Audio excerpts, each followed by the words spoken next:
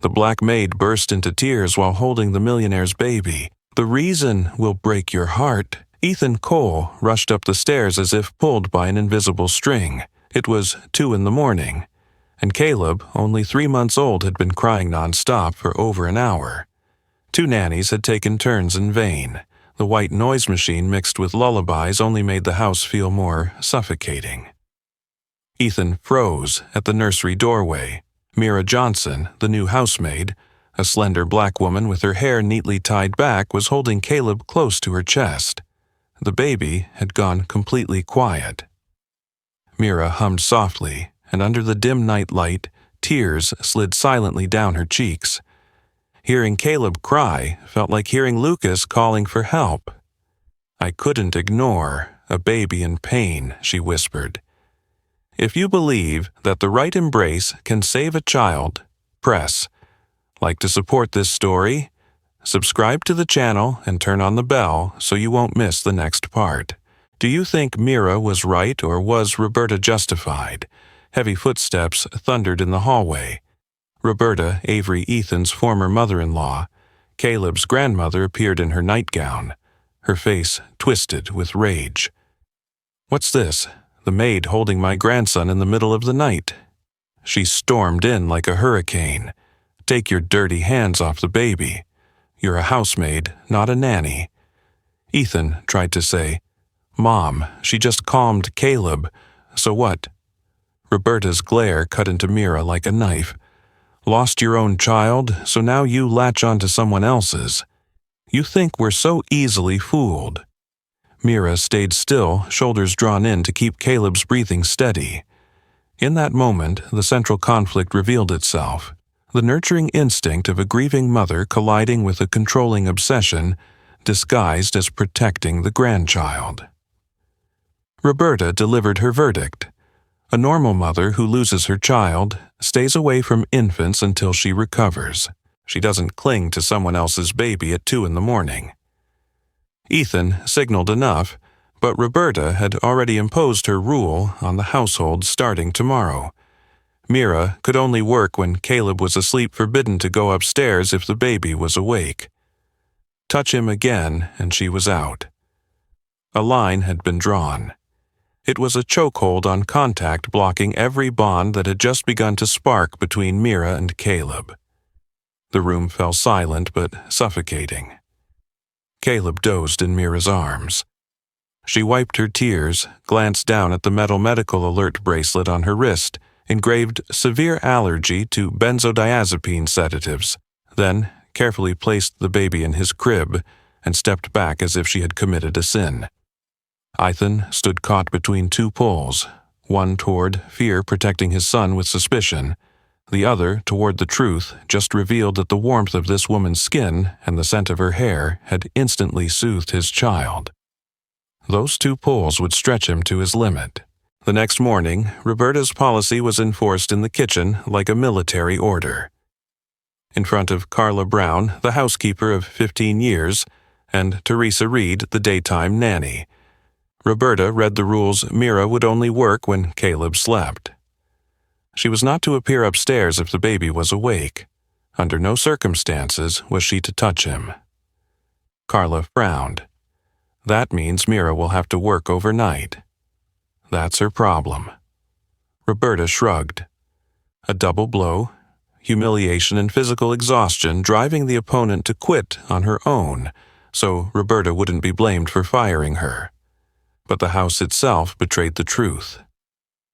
Every time Mira moved about the kitchen, Caleb upstairs calmed. When she sat for lunch, he grew restless. When she retreated to her room, his cries swelled. Invisible waves, scent-tone footsteps, had become a radar of attachment. By Thursday afternoon, it struck Ethan directly. Caleb screamed hoarse. Teresa was helpless, her eyes swollen. Mira appeared in the doorway, clutching a dish towel. "Sir, may I try?" Ethan saw the real grief in her eyes and nodded. Just 10 minutes of angled rocking and gentle pats, and Caleb drifted off as if someone had flipped a switch. "Thank you," Ethan rasped. At the threshold, Roberta stood waiting, eyes blazing downstairs. and remember the rules. The foreshadowing was already set the medical bracelet, the story of her lost child Roberta's calculating gaze. In the far wings of the stage, America's institutions were waiting hospitals, child protection services, family court emergency orders. But for now, the loudest voice came from what had no acronym. Caleb had already chosen who was the mother of his heart. The night ended with a breath too heavy to be voiced.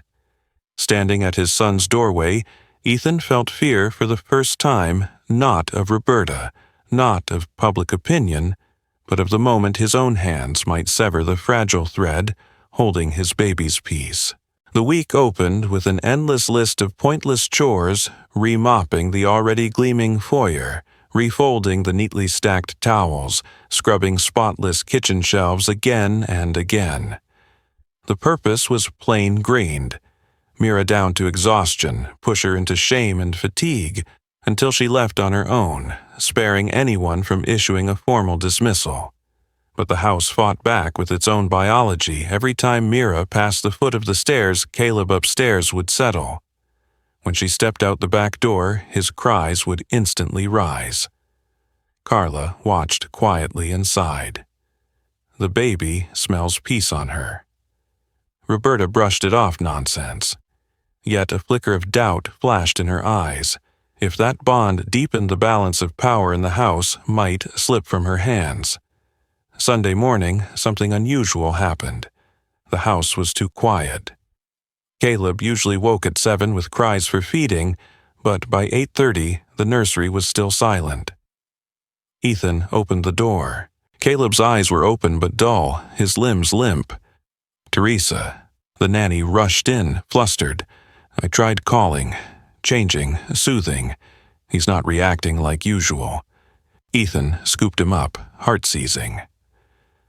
At the nearest hospital, Dr. Peter Coleman examined the baby quickly, brow furrowing. Slow reflexes, signs of mild sedation. Has the family given him any medication? Ethan answered firmly, no. The doctor advised observation for a few hours and a return if it happened again. The word sedation nailed itself into Ethan's mind. Back home, Roberta had staged her play. She laid a folder of old documents on the table. Mira was questioned by police after her child died. Her statement didn't match the timeline. She added pointedly, "Convenient, isn't it?" Then she led Ethan into Mira's small room, opened her nightstand drawer, and pulled out a bottle of children's sedative syrup, benzodiazepine-based. Well, isn't that a coincidence? Her face was as cold as a signed verdict. Mira froze.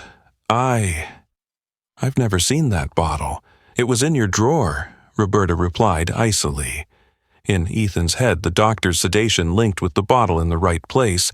Then, with the shadowy past Roberta had just smeared. A terrible chain of logic snapped into place. Mira broke down words, choking, I'm severely allergic to benzodiazepines. Just touching them gives me rashes. Look, I wear this medical alert bracelet. I couldn't possibly keep that bottle, let alone give it to a baby. Roberta sneered. Anyone can get a bracelet engraved. Ethan looked at Carla. She pressed her lips tight, wanting to speak, but holding back. She didn't have documents at hand. In the panic of protecting his child, Ethan made the first moral mistake of his fatherhood. Mira, pack your things and leave my house. Now. The words fell heavy as a coffin lid. The door shut. Without Mira, the house lost its breath. Caleb was yanked from peace as if ripped off life support. The first night he cried until 4 in the morning. The second night he refused the bottle, every trick failed. The third night his weight dropped 200 grams, so the doctor called bluntly. Has there been a major change at home? Did the person the baby was attached to leave? The question pierced. Ethan attachment was not a luxury but a survival need for infants. Carla finally broke. She brought out an old file, opening it in front of Ethan. I photocopied these myself when I recommended Mira for the job. Here, medical record, severe benzodiazepine allergy, avoid all contact. And here, Lucas's death certificate, sudden infant death syndrome, no negligence. The paper's clarity darkened Roberta's tale of insinuations. Ethan turned to her. How did you know exactly where to look in that drawer? She blinked, hesitated instinct. People often keep medicine on the nightstand. The answer didn't hold. The first crack appeared in her mask, but the wrong had been done. That night, Ethan stood at the window, facing the empty street, having hired more nannies, tried every trick, swaddling, white noise, warm blankets. Useless. Mira's words echoed in his head. Hearing Caleb cry felt like hearing Lucas calling for help. The bond he had severed now tightened around his own throat. The next morning, Ethan didn't hesitate. He called out to Carla. Do you have Mira's mother's number? Carla opened a kitchen drawer and pulled out an old address book. Yes. Mrs. Alicia Johnson. If you want to find Mira, there are 2 places: the maternity ward garden where she often sits watching mothers with their babies, or the little park behind St. Mary's Church. Ethan nodded, lifting Caleb into the car. The baby was limp from crying all night, his whimpers thinning like a fraying thread. On a stone bench near the maternity wing, Ethan spotted a frail figure folded into an old coat. Mira. Strands of hair had come loose, her eyes swollen from crying. He stepped closer, speaking softly, Mira. She flinched and started to rise, ready to leave. Ethan quickly held Caleb tighter, letting her see him. Mira froze. Caleb was gaunt lips, dry eyes, empty as though he had cried himself dry. At one glance, Mira's heart broke. Oh, God, sweetheart, she whispered, hands trembling. May I hold him? Ethan nodded firmly and placed the child in her arms. The miracle repeated itself just like the first night. Caleb recognized her scent, pressed his face into her neck and quieted. Ethan's voice cracked. I was wrong. I let fear guide me, and I pushed away the only person who brings my son peace. Mira didn't look at him. Her eyes locked on Caleb, as if afraid he might vanish if she blinked. Take him to the hospital. He's dehydrated. Ethan nodded, gathering them both into the car. The pediatric ER admitted Caleb immediately. Dr. Peter Coleman examined him personally and gave a clear diagnosis: severe dehydration, low blood sugar stress from broken attachment. This is more than just missing a familiar face. At this age, the primary caregiver is a lifeline. Cutting that bond abruptly is dangerous. I recommend admitting him with Mira by his side all night, skin-to-skin, steady voice, stabilizing his feeding and sleep. Ethan poured out thanks. The doctor looked at Mira warmly. You're doing exactly the right thing. Here, love itself is part of the treatment. That first night in the hospital, Mira never left. She whispered, her small hand circling his back, her breathing syncing with Caleb's. The monitors steadied, pulse slowed, breathing, even temperature dropped. Ethan sat by the window watching a scene he hadn't dared dream of in 3 nights. At dawn, he took out Carla's folder medical records confirming benzodiazepine allergy, Lucas's death certificate showing Acid's no negligence, job records proving Mira had taken infant CPR training. He placed them in her hands. I didn't believe you. I'm sorry. Mira glanced at him, eyes both relieved and pained. No one wants to falsely accuse another, but some wounds, a single doubt can tear them open. Ethan tightened his voice. From now on, no one touches the bond between you 2. I'll protect it. The next morning, the doctor discharged Caleb with one condition. No abrupt separations. Any changes, notify us. Ethan brought Mira and Caleb back to the Cole house. At the door, Roberta Avery was waiting, arms crossed. I told you, Ethan cut her off, Mother, stop. I've seen the records. A benzodiazepine allergy can't be faked. Sid's wasn't anyone's fault. As for that medicine bottle, I'll let the police determine how it got there. Roberta paled briefly before regaining her stiffness. She'll steal your son. Ethan answered calmly. She's saving him. In the kitchen, Carla quietly laid out a cloth, a warm water bottle, and baby towels. Mira, have some porridge. You didn't eat last night. Mira smiled weakly. Thank you. In the nursery, Caleb slept deeply for the first time in days. Standing at the doorway, Ethan's thoughts surfaced, simple, terrifying. Maybe from tonight on, Mira has to be here as part of the family. No longer just a housemaid passing through, but my son's second mother. By late afternoon, Alicia Johnson arrived. She hugged her daughter, then turned to Ethan. I brought her allergy history since age 8, and a statement from her family doctor. Ethan accepted it with a bowed head of thanks. Alicia laid a hand on his shoulder. As a father, the first duty is to trust your child's instincts. Your son gave you the answer that very first night. That night, Ethan set his phone to hospital priority. Mira spread a soft blanket on the armchair beside the crib. When the nightlight dimmed, the whole house breathed in one rhythm, the rhythm of 3. On the second morning after their return, peace was torn apart. 2 men with cameras appeared at the gate. The phone rang non-stop with strange numbers. A tabloid headline had already blared, "Widowed millionaire enchanted by his maid." Roberta stood on the porch, a thin smile on her lips. That's the real world, Ethan. Reputation can't withstand things like this. Inside, Ethan saw Mira holding Caleb, fear flickering in her eyes.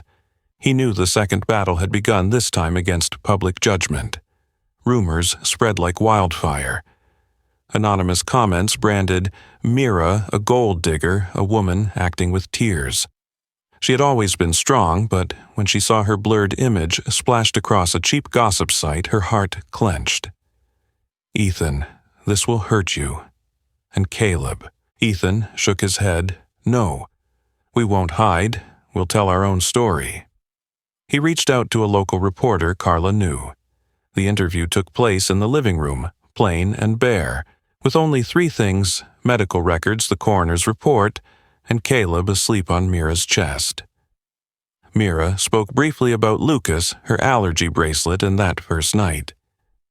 Ethan spoke about the 3 hellish nights without Mira, the hospital's diagnosis of stress from broken attachment, and how he had apologized and made things right. The article came out the next day under the headline, "The Right Love Saved a Child." For the first time, warm comments appeared below. I believe her, "Don't take the baby from the one who calms him." Roberta read it, slammed the paper onto the table, her lips pressed into a hard line. She shifted to harassment tactics, anonymous phone calls, disguised voices spitting venom into Mira's ear. You killed your own child, now you play saint. Ethan is just your prey. Day 17 calls. Day 2, 13 calls. Ethan installed caller ID and a recording. On the 3rd day, in a moment of anger, the caller forgot to mask her voice. Roberta Ethan demanded each word sharp. The line went dead. The recording was proof. Ethan went to Roberta's rental apartment. The door opened to a faint smell of incense. The walls were plastered with dozens of photos of Caleb sleeping, eating, smiling, some taken secretly through the fence. A small shrine displayed a photo of her late daughter. You've been following us. Ethan froze.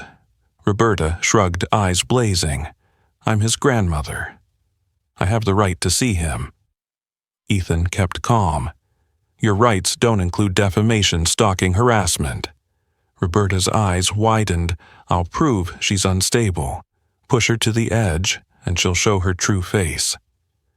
A chill ran through Ethan. Before leaving, he called a private security firm to station a discreet guard at the gate. 3 days later, 9 a.m., the doorbell rang. A woman in a business suit badge clipped on Regina Child Protective Services. We received an anonymous report of an unsafe home environment. I need to inspect. Mira swallowed hard. Ethan invited her in, asked for credentials. She flashed a plastic card too quickly to verify. I want to see the nursery.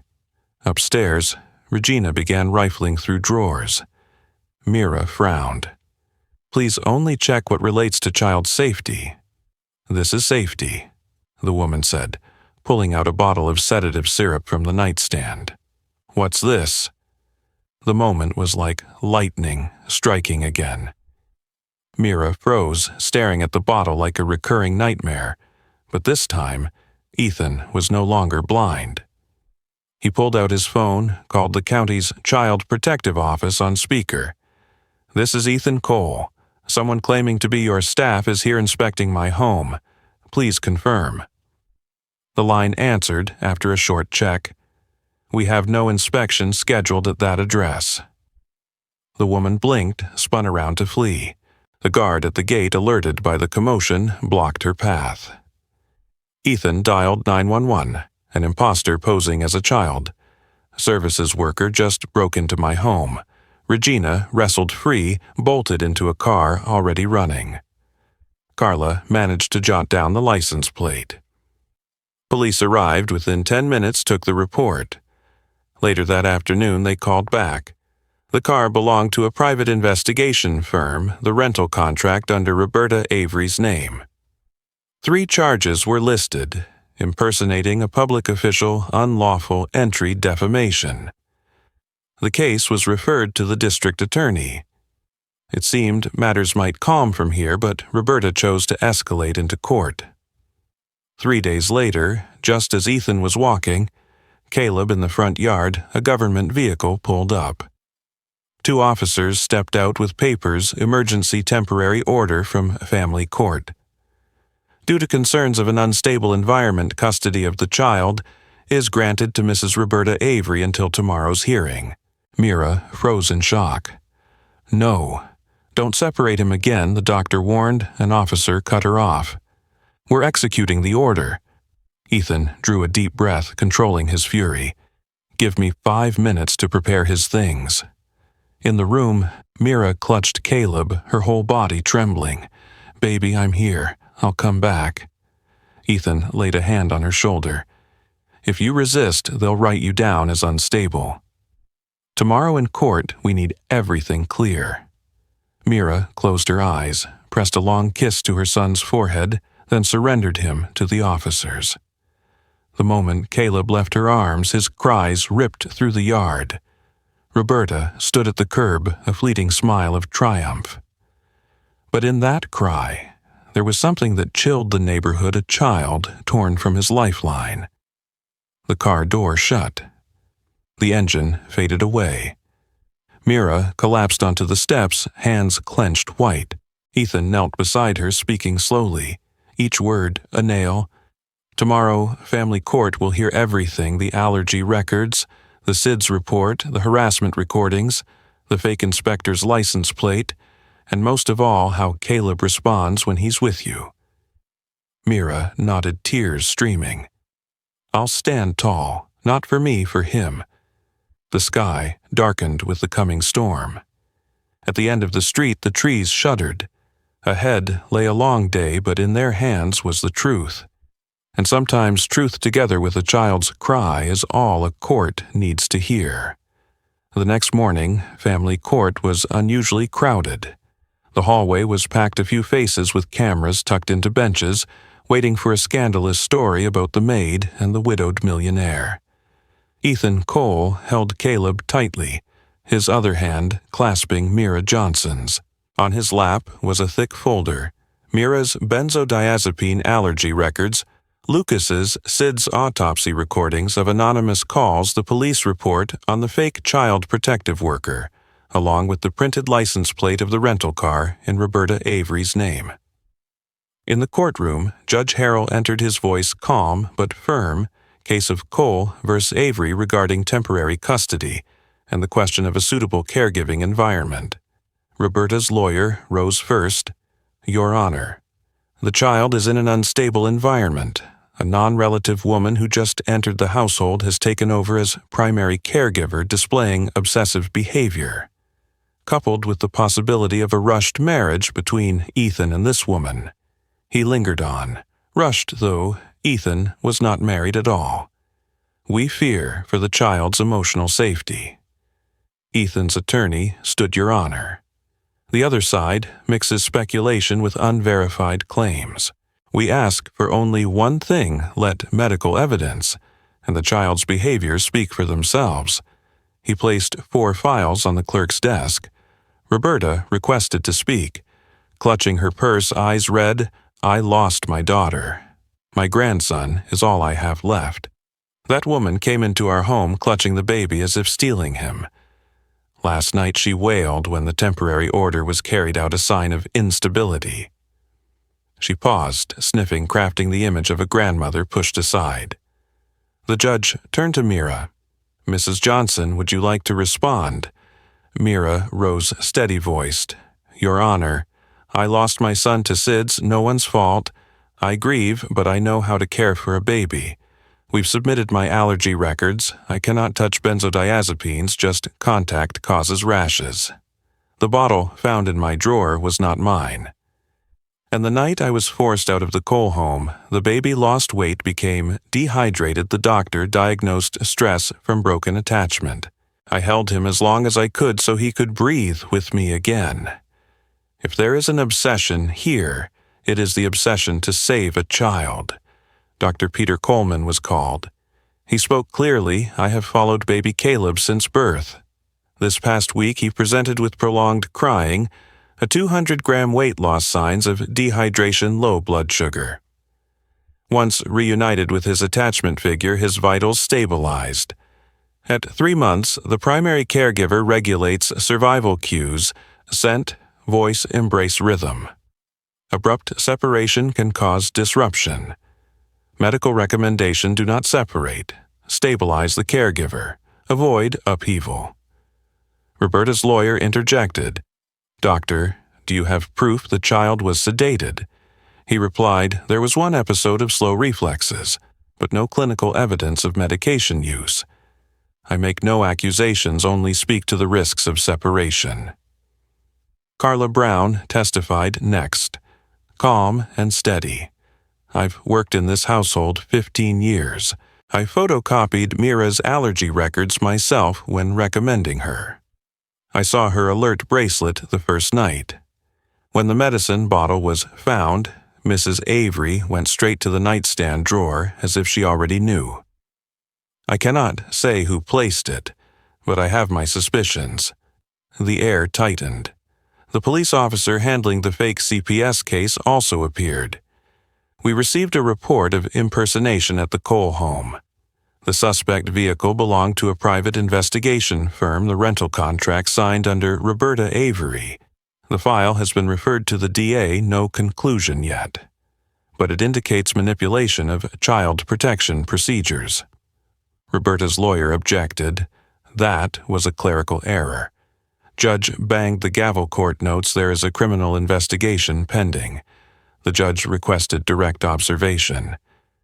"Bring me the child."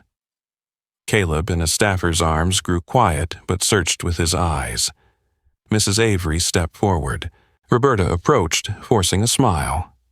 Caleb frowned, burrowed into the judge's shoulder. "Mr. Cole." Ethan stepped up, extended his arms. Caleb immediately lunged toward him, whimpers fading.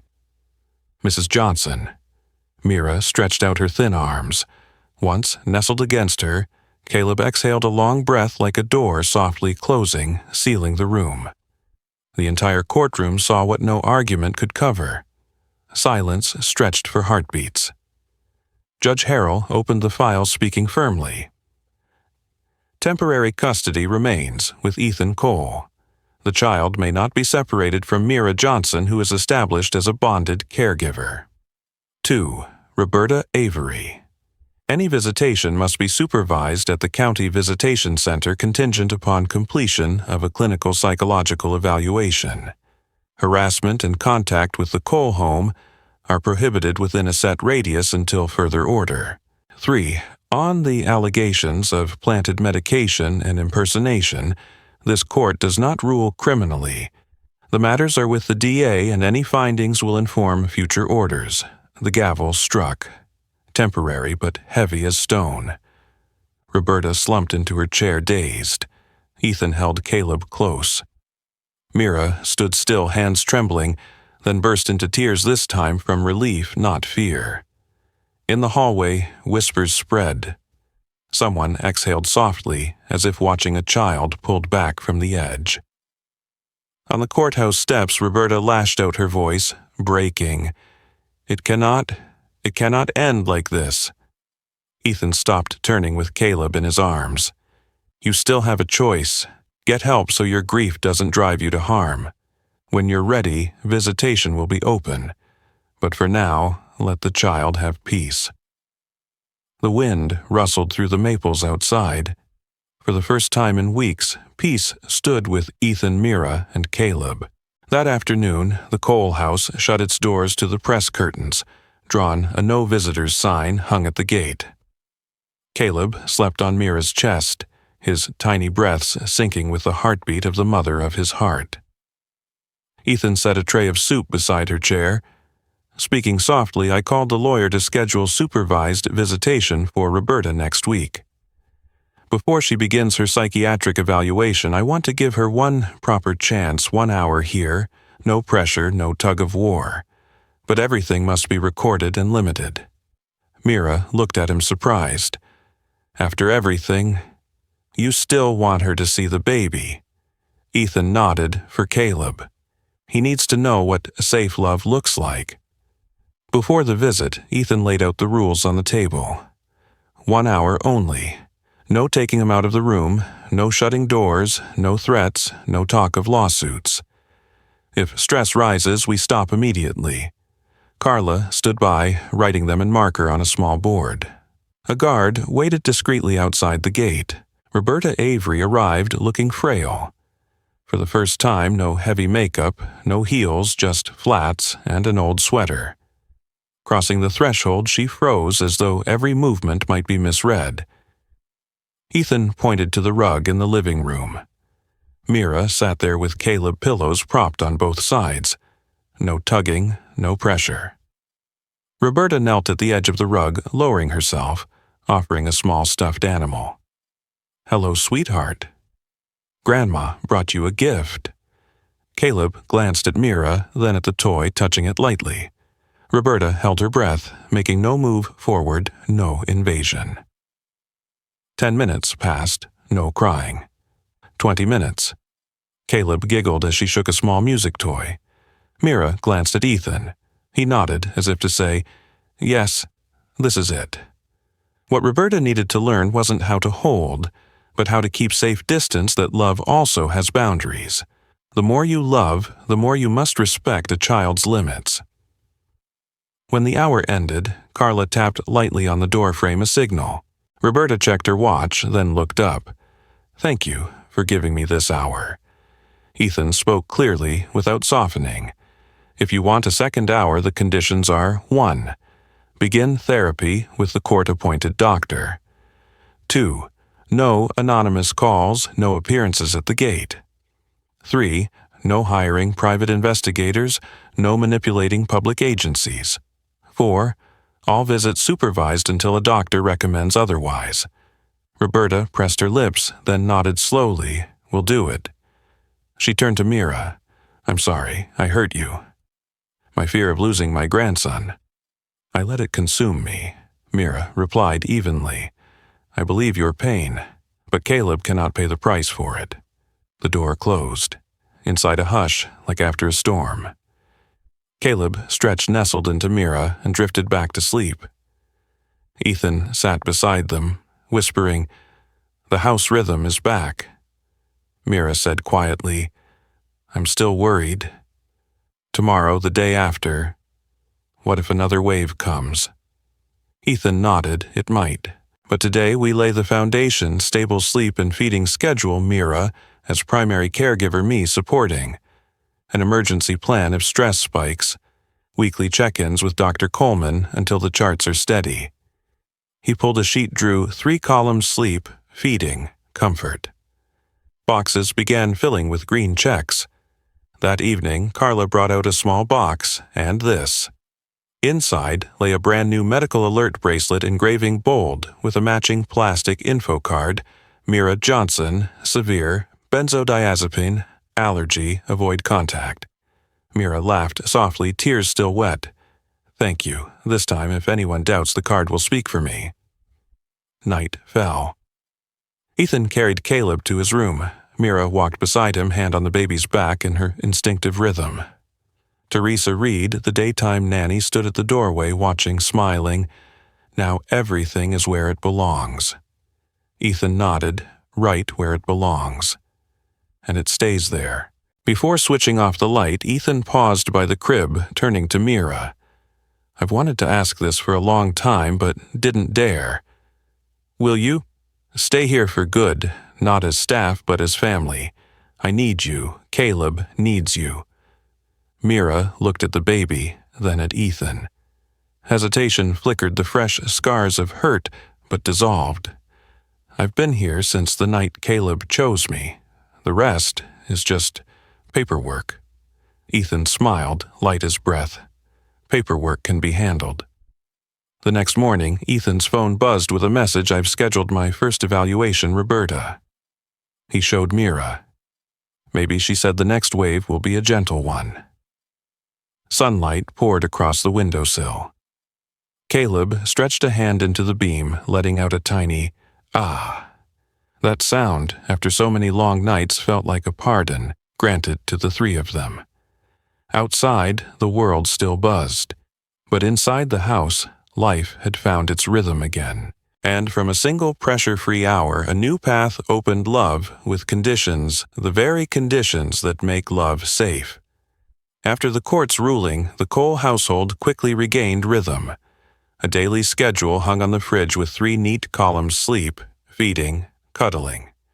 At each time slot, Mira Johnson jotted short notes: slept deeply, finished, 120 ml lulled, 10 minutes, then out. Every evening, Ethan Cole snapped a photo and sent it to Dr. Peter Coleman, who replied calmly, "Keep it this way. Don't change who sues him. Don't swap blanket scents. Stability is the best medicine." Some nights, Caleb ran a slight fever after booster shots, and Mira sat by the crib the whole time, her hand resting on his chest, counting breaths. The room was dark except for the faint glow of the nightlight. Ethan brought in warm water. The doctor said, "It's normal. Let me take a turn." Mira shook her head. "I'm scared. If I blink." The sentence broke off under the weight of memory Lucas that morning years ago. Ethan pulled up a chair, sitting close, offering no reasoning, only steady silence. When Caleb's fever dropped and his breaths steadied, Mira finally leaned on Ethan's shoulder, drifting into a few minutes of sleep. Waking, she whispered to herself, "I'll learn to live with the fear without letting it drive me."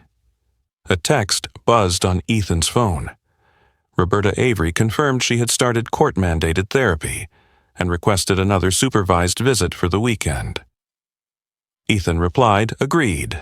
Same rules, no tugging, no closed doors, no lawsuit talk in front of the baby. If you're overwhelmed, we stop." During the second visit, Roberta placed a rattle on the rug and waited. Caleb reached for it himself, giggling as he tapped it against the pillow. Mira sat beside him, hand at his back for support. For the first time, she didn't feel prickled by Roberta's presence, not because the past was forgotten, but because the boundaries had been spoken aloud. The media still lingered.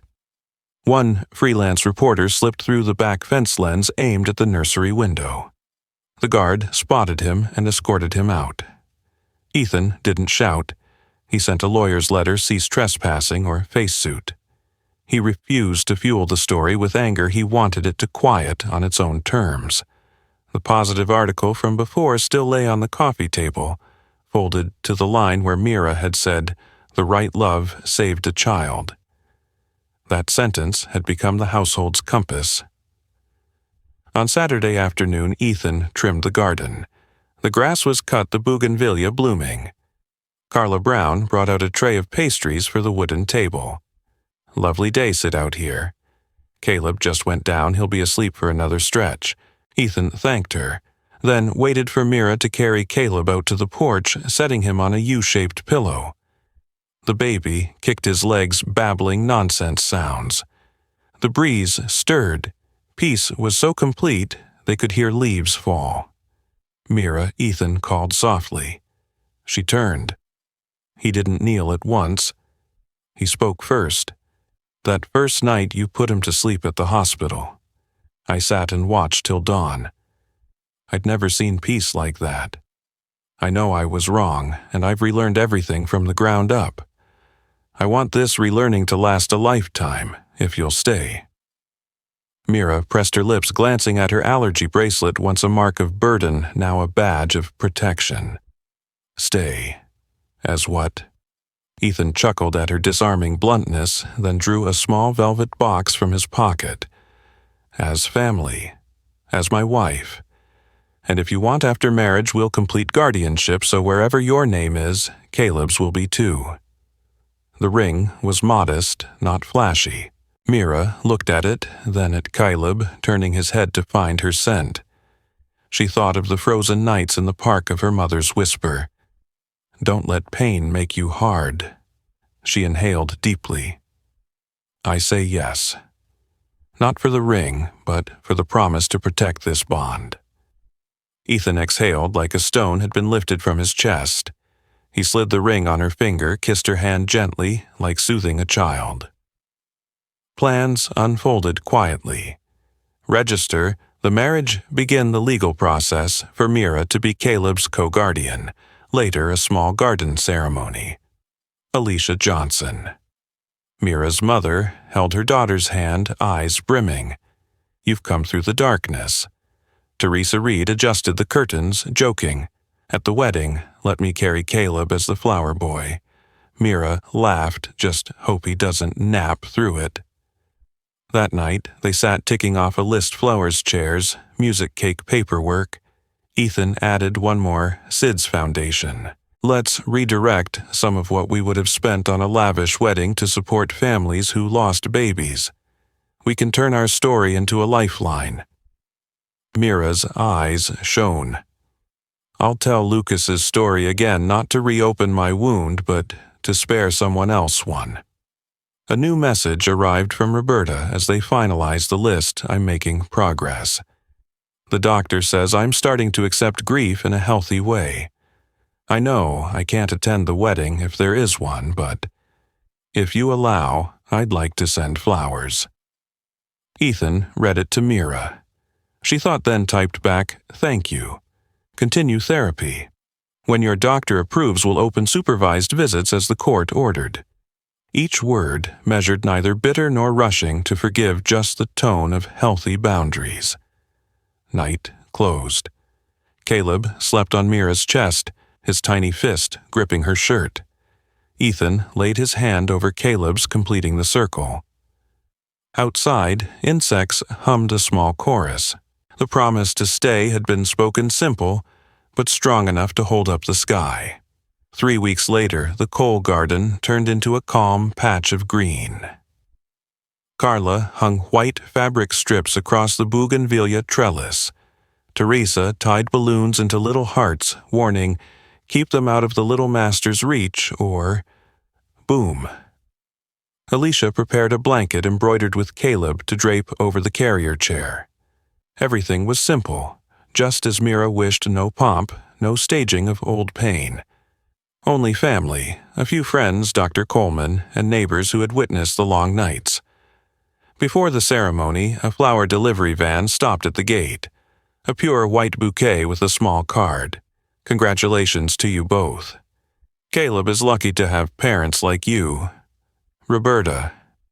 Mira held the card silent for a moment. She asked Carla to place the bouquet on the table beside Anna's wedding photo, Ethan's late wife. "No one is erased from this story," she whispered.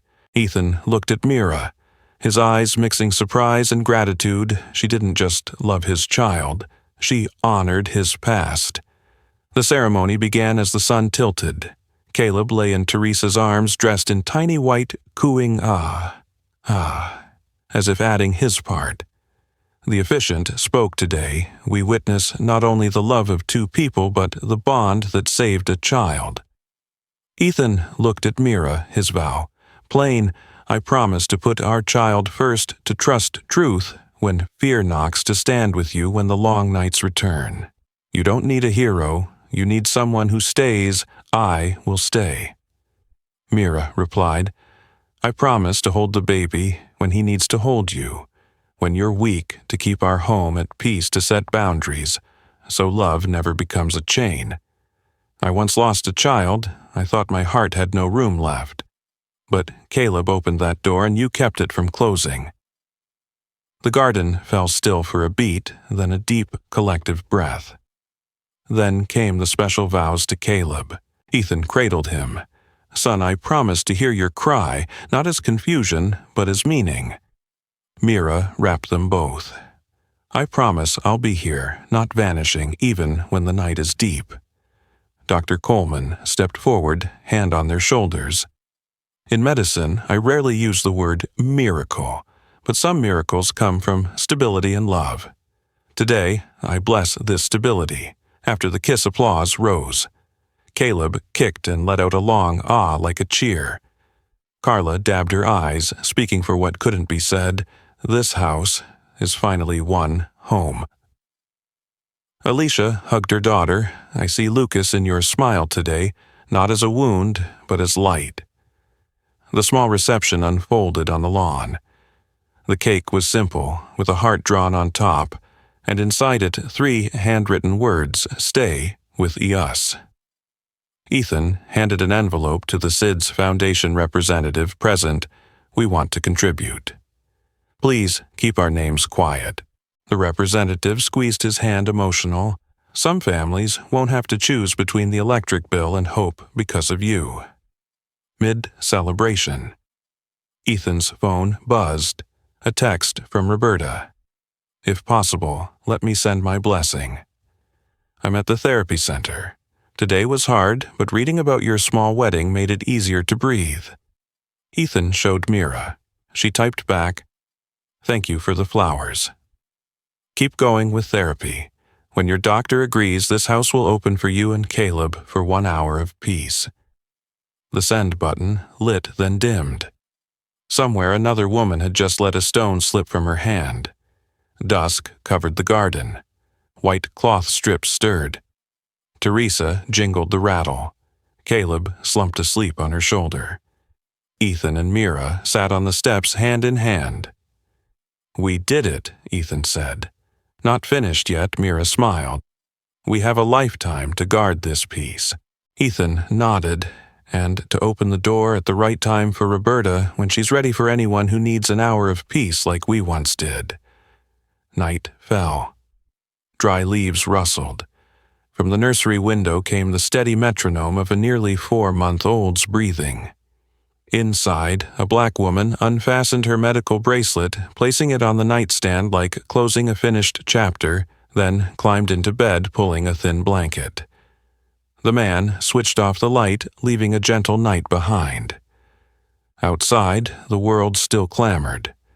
Inside, they had learned how to close the door softly. And under the bougainvillea trellis where they had spoken, stay the night air reminded them that every wound can sprout given enough light and enough patience. Tomorrow, they would file the step-parent adoption papers, adding one more signature beside Caleb Cole. Then they would tape a new schedule on the fridge, the same 3 columns sleep. Feed, cuddle, because in the end, the miracle of this house was never in fireworks, but in small things repeated steady, and in one unchanging promise to stay. 1 week after the garden wedding, the lawyer informed them, the family court has scheduled the final hearing on long-term custody. At the same time, it has opened step-parent adoption proceedings for Mira Johnson. Ethan looked at Mira, squeezing her hand. It's time to put your name next to our son's on every document. Before the hearing, the county social worker came to evaluate the home checking outlet. Covers smoke and CO detectors, locked medicine cabinets, crib standards vaccination records.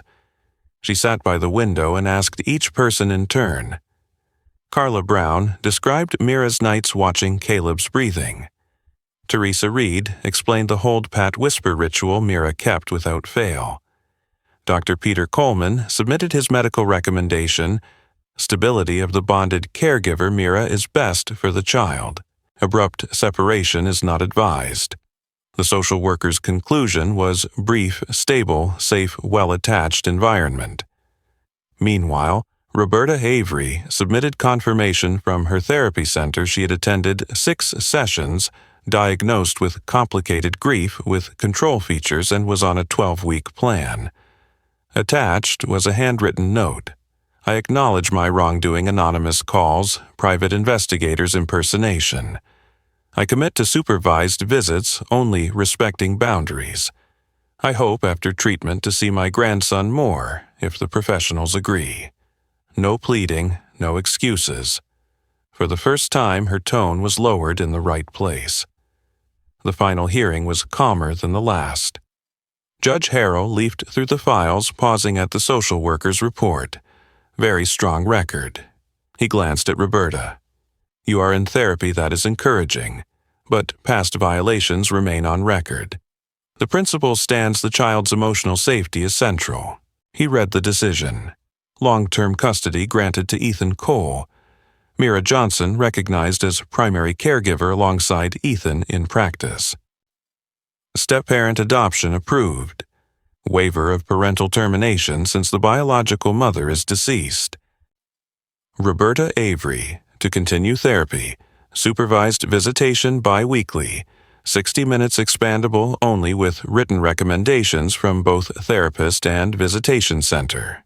Restraining order against harassment and unscheduled contact with the Cole home remains in effect. The gavel struck. Ethan exhaled in relief. Mira released the invisible weight in her chest. But on the courthouse steps, a reporter ambushed with a jab. Mira, does it feel like winning the lottery going from maid to millionaire stepmom? For a split second, Mira saw the old shadow's cruel online slurs, knights curled up on park benches. She did not flinch. She turned, speaking slowly and clear. I didn't win the lottery. I stayed through the longest nights when the baby screamed hoarse, when the doctor said he needed constant holding just to breathe steady. If it has a name, I'd call it attachment, the thing that saved Caleb. And today the court recognized it. No bitterness. Cameras lowered. A different story began to spread. The adoption process was swift but deliberate: a clean background check, a positive family evaluation, and a private interview with Mira about her motives. Why formalize it? The officer asked.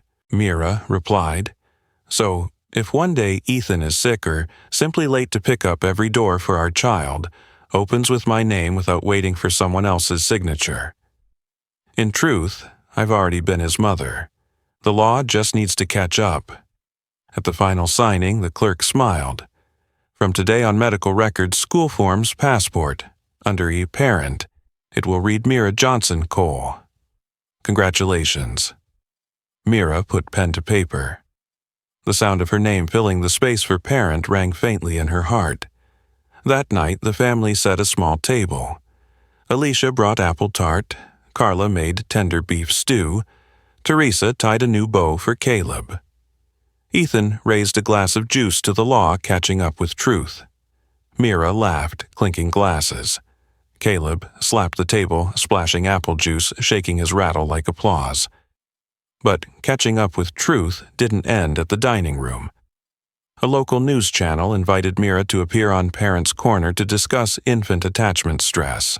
She agreed with conditions: no sensational titles, no exploiting tears, only knowledge plus lived experience. She gave 3 points. 1.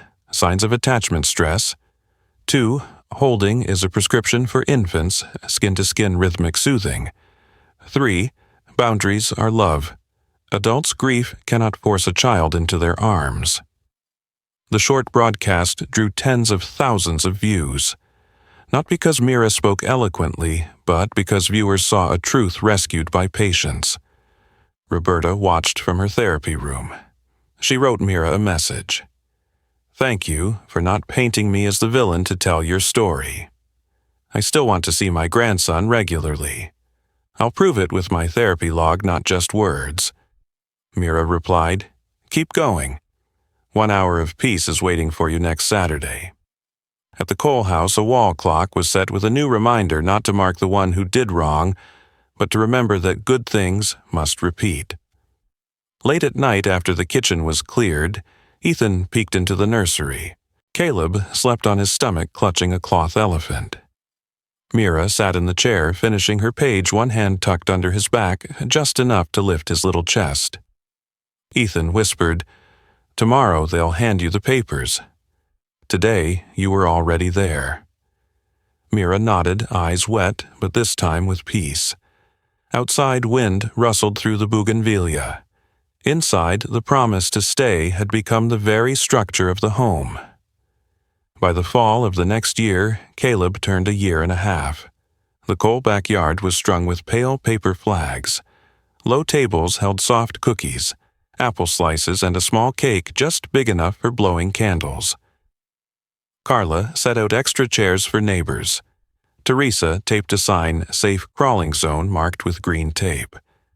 Alicia carried Caleb, showing him the balloon bundle, shaped like a big number 1. You can look, but don't pull. At 10 sharp, the doorbell rang. Roberta Avery arrived, carrying a patchwork quilt sewn from old Scrap's baby clothes of Anna's Ethan's first shirt from when he held his child, and a dark blue piece of fabric Mira had once used as a swaddle at the hospital. She whispered, "I wanted to give this to him." Instead of taking it straight away, Mira invited her to sit on the rug and spread it out, letting Caleb crawl over. He touched it, then pressed his face against it, laughing.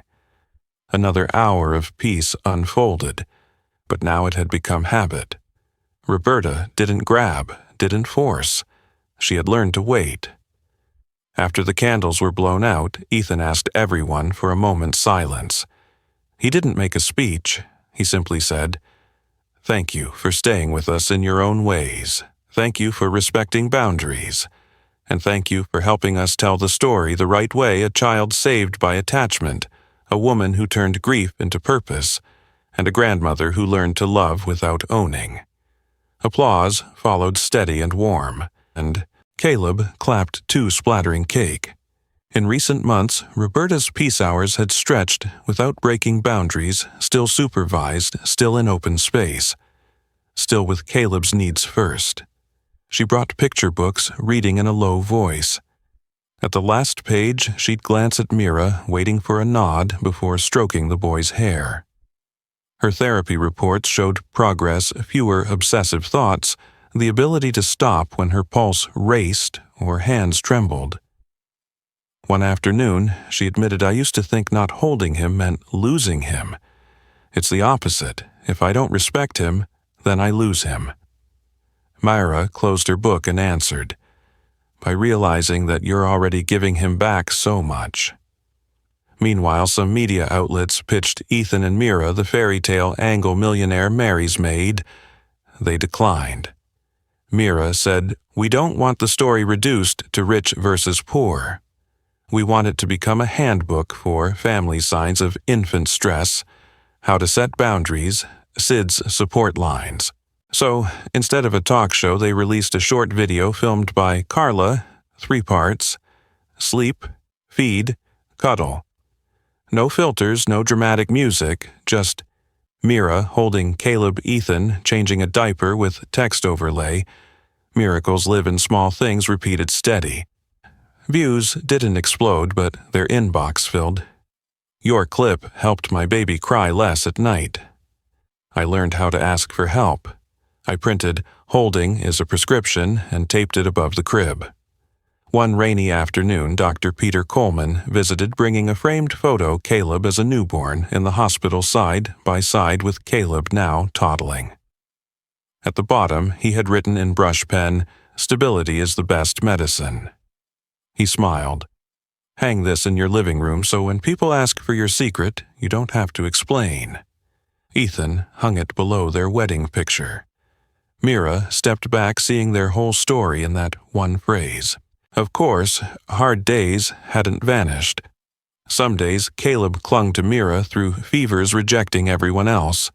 Some mornings, tabloids dug up old headlines with cruel twists. Some visits, Roberta stumbled, speaking too fast. Hands shaking, eyes wide with fear. The difference now was how they handled it. The emergency plan taped to the fridge. Dr. Coleman's numbers starred. Peace hour stopped at the clock, not dragged into tension. Windows open for fresh air, not cameras. The household had learned the rhythm of closing and opening right. Exactly 1 year since that 2 a.m. night, Ethan spread Roberta's quilt on the grass. Caleb toddled, fell, laughed, and stood back up. Mira clapped. "You stood up on your own." Ethan held up the camera. Historic moment. Roberta sat at the edge of the quilt, not rushing to catch him, only holding out her hand like an anchor if needed. Alicia came out with 2 mugs of hot cocoa, saying, "Everyone grows in their own way." Dusk wrapped around the bougainvillea trellis. Carla strung fairy lights, sprinkling gold on purpose. Teresa carried Caleb inside for his bath. Mira leaned on Ethan's shoulder. "Back then, I never believed I could feel this calm," she said. Ethan smiled. "Because back then we hadn't learned the word stay." Mira glanced at the doorway where they first spoke that word, whispering, "To stay isn't to stand still. It's to keep caring, keep trusting, keep setting boundaries." Ethan nodded and keep choosing each other every day. Inside the fridge still held the 3-column chart. Sleep, feed, cuddle. Below it was a new line in Mira's firmer handwriting. "When fear knocks, answer with truth. When doubt rushes in, answer with stability. When the night is too long, hold each other until morning." It wasn't just a parenting guide, it had become the Cole family's life guide. And if anyone asked what the ending of their story was, they would point to the lawn, a child laughing after a fall, a grandmother waiting for the right moment to hold a mother of the heart, who never loosened her embrace, a father who learned to apologize and begin again. All wrapped in the 2 words that had saved them from the very start: stay. From a 2 a.m. night to a day of peace, the Coles had chosen to stay. Mira becoming Caleb's legal mother, Ethan, learning to protect truth, and Roberta, learning to love without possession through peace hours with boundaries. And if you were in Mira's place, would you open the door for Roberta's hour of peace or keep the distance longer? If this story touched you, please hit like, share, and subscribe with the bell on so you don't miss what comes next.